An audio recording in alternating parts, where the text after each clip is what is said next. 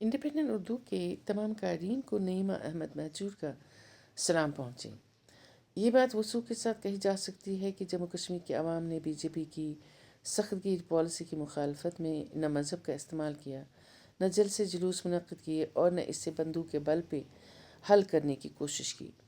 इस बार लोगों ने जमहूरी तरीक़ा इख्तियार करके न सिर्फ बीजेपी की हिंदुत्व पॉलिसी को शिकस्त दी, बल्कि एक रेफरेंडम समझकर 5 अगस्त 2019 की अंदरूनी खुद मुख्तारी ख़त्म करने के फ़ैसले के ख़िलाफ़ एक ज़बान में उस पुरानी पार्टी को जितवाया जिसको बीजेपी ने सियासी जमातों की फहरिस्त से नाबूद करने का मंसूबा बनाया था। अवाम ने वोट के ज़रिए बावट कराया कि जम्मू कश्मीर में सिर्फ वही पार्टी जीत सकती है जो उनकी जज्बात की तर्जमानी करती हो और उनको जागीर समझकर उन पे धौंस दबाव नहीं जमा सकती। मीडिया हो, तज्जिया निगार हो या थिंक टैंक्स, सभी ने इस बात पे यकज़बान होकर कश्मीरी वोटरों की तारीफ़ की कि उन्होंने हालिया इंतखाबात में बेहद संजीदगी, सूझबूझ और सियासी बुर्दबारी का मुजाहरा किया जब उन्होंने बीजेपी को हराकर नेशनल कॉन्फ्रेंस और कांग्रेस के इत्तेहाद को हुकूमत साजी के लिए कामयाबी से हमकिनार कर दिया। अगरचे इत्तेहाद में शामिल दो जमातों के इंतखाबी मंशूर में आर्टिकल 370 के बारे में मुख्तलिफ आरा हैं, फिर भी खित्ते के आईनी मुराद और इसके हकूक़ छीनने की वोट देकर बीजेपी की सज़ा सुनाई। इतना ही नहीं बल्कि वोटरों ने ऐसी जमातों और उम्मीदवारों को भी सियासी मंजरनामे से हटा दिया जिनके बारे में कहा जा रहा था कि वो बीजेपी की ए टीम या बी टीम है। महबूबा मुफ्ती की पीडीपी, अल्ताफ़ बुखारी की अपनी पार्टी, इंजीनियर रशीद की अवामी इत्तेहाद पार्टी और सज्जाद लोन की पीपल्स कॉन्फ्रेंस के लिए ये इंतखाबात खिफत का बाइस बने। हालांकि इंतखाबी मुहिम के आखिरी मराहिल में उन्होंने आर्टिकल 370 को बहाल करने का नारा भी दिया था। जिस इंजीनियर रशीद को चंद माह पहले ही जेल से रिहाई दिलाने के लिए पार्लिमानी इंतखाबात में शानदार कामयाबी दिलाई, उसको असम्बली इंतखाबात में शिकस्त से दो चार किया क्योंकि उनकी अचानक रिहाई और फिर जज्बाती बयानात मशकूक तस्वुर किए जाने लगे और उनके असम्बली इंतखाबात में नमूदार होने को बीजेपी की कारस्तानी से ताबीर किया जाने लगा। जमात इस्लामी के बाज़ रहनुमा अफजल गुरू, जिन्हें पार्लियामान पे हमले में मुबैना तौर मुलविस करार देकर फांसी दी गई थी और तिहाड़ जेल में दफन कर दिया गया था, उनके भाई एजाज अहमद गुरू और हुर्रियत के बाज़ उम्मीदवारों को वोटरों ने यकसर मुस्तरद कर दिया।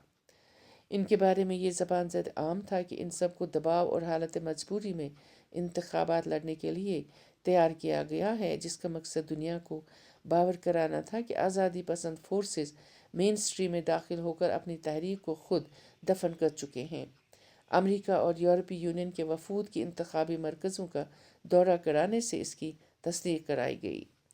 एक रोज़नामे के एडिटर कहते हैं कि आवाम के बड़े तबके ने इन्हें मुस्तरद करके ये जताने की कोशिश की कि मजबूरी ही क्यों न हो, मगर नज़रियात बदल कर ये उस मौक़िफ़ से गद्दारी थी जिस पे 1 लाख से ज़ायद नौजवान अपनी जानों का नजराना पेश कर चुके हैं। एडिटर कहते हैं कि बाज़ वोटरों ने इनसे माफ़ी मांगने की तलकीन की, मगर जवाब में उन्होंने बदलते हालात का हवाला दिया और आवाम से वोट मांगते रहे। इन इंतखाबात ने इंडिया और दूसरी रियासतों को एक वाज़ेह पैगाम दिया कि जहाँ पार्लियामान में 15% मुसलमानों की इस वक्त सिर्फ 4% से कम नुमाइंदगी हासिल है, वहाँ जम्मू कश्मीर ने सेकुलर करेक्टर का सबूत दिया जब अरविंद केजरीवाल की आप पार्टी, राहुल गांधी की कांग्रेस, कम्युनिस्ट पार्टी और बीजेपी के उम्मीदवारों को जीत से हमकिनार कर दिया। जम्मू के बेशतर लोगों ने एक बयानिया चलाने की कोशिश की कि इस बार जम्मू कश्मीर का हिंदू वज़ीर आला और बीजेपी की हुकूमत लाजमी है, क्योंकि माजी में कश्मीर की सियासी जमातों ने जम्मू को नज़रअंदाज किया है। हालांकि जम्मू के लोगों ने सल्तनत कश्मीर पे हिंदू महाराजों की तकरीबन 100 साल तक हुकूमत के दौरान कश्मीरी मुसलमानों को नज़रअंदाज करने पर कभी मुँह नहीं खोला। बहरहाल हिंदुत्व अनासिर ने जम्मू और कश्मीर के बीच में खलीज पैदा करने में कोई कसर नहीं छोड़ी। अवाम ने बग़ैर मजहब व मिलत के हिंदुत्व को सिरे से धुतकार दिया। नताइज निकले, नेशनल कॉन्फ्रेंस जीती, अवाम ने जश्न मनाया, मगर अब जिन चैलेंजेस का सामना है उनका सियासी सूझबूझ के साथ ही सामना किया जा सकता है। मरकज़ में बीजेपी की सरकार है, रियासती दर्जा हासिल करने مقامی باشندوں کے لیے حق اراضی یا حق روزگار بحال کرنے میں دشواری پیدا ہو سکتی ہے۔ پھر خطے کی انتظامیہ، پولیس اور عدلیہ کے اعلیٰ عہدوں پہ غیر کشمیری تعینات کیے گئے ہیں، جس کی وجہ سے عوام اور انتظامیہ کے بیچ روابط نہ ہونے کے برابر ہے۔ اس کو کیسے بہتر کیا جا سکتا ہے؟